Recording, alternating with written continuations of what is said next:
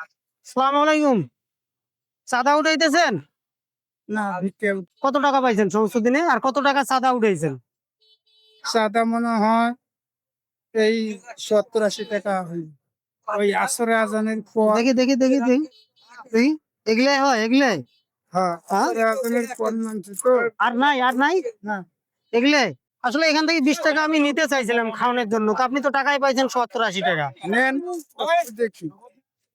এখন মাগরিবের আজান দিতেছে, এখন তো বাসায় যাওয়া চলে যাওয়ার দরকার। আর কয় টাকা হলে আপনি চলে যাবেন বাড়িতে?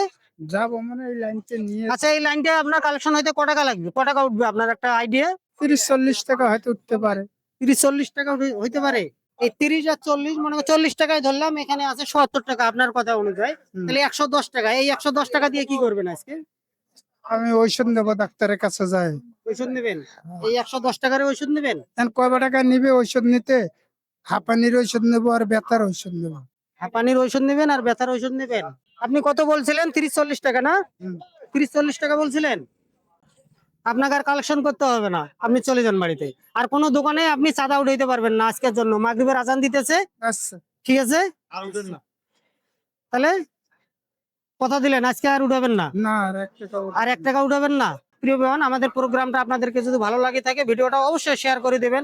সবসময় সুস্থ থাকবেন, ভালো থাকবেন। আল্লাহ হাফেজ। আল্লাহ। আপনি আসতে পারেন।